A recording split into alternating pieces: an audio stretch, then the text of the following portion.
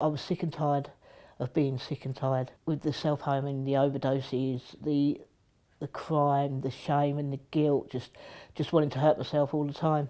I needed to change, you know. I needed to change my thinking, my behaviour, my appearance, but it works from the inside out, appearance not first.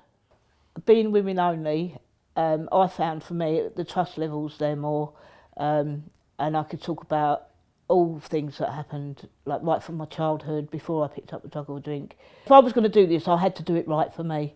You know, there was no sort of like back doors, sort of like, oh yeah, I'll go to a mixed one and then I can change the way I feel there. You know, I was either going to do it properly or I wasn't going to do it, which is part of my addictive nature. It's either all or nothing, so it does work in a bonus way sometimes. I was very scared when I came into here, and I wore a mask. I had a smile on my face all the time. Wouldn't say how I was feeling. Didn't trust anybody. I mean, the people that I've hung around with in my addiction, you couldn't trust anybody, you know. So to come in here, and it took me a good 3 months before I started really trusting. But that was my stuff. No reflection on the staff. That was me, and through what I've been through. The staff here, all the staff here, are very supportive, very caring, very understanding, lots of compassion, very passionate about their job. But on the same level, you know, there are boundaries, you know, because as an addict, if you can push a boundary, you will. They listened. I've never had anybody listen to me. You know, listened and understood, encouraged me, told me it was all right. The problem is my mental illness, which is addiction. Yeah, it's all in my head. It's the way. Before I picked up a drug or a drink, my thinking was very warped on, very twisted on things. Still can be today, but I'm aware of it and I know what it is. I mean, before I didn't know what it was like. What's wrong with me? I never fitted in anywhere. Best thing I ever done. I can't. Sometimes, you know, it's hard to put it into words.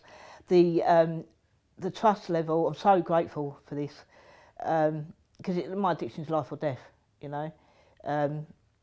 So grateful for it, for how caring everyone is, staff, the work that you do, the objectives that you go through, working through all your stuff that you've suppressed for so long. My confidence, my self-esteem has grown. I trust people more, I'm more assertive. I feel now I'm the person that I've been looking for, that's always been there, but it's been suppressed with the addiction.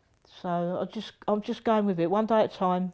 Just, you know, each day that I don't pick up a drink or a drug, I'm making amends to my children.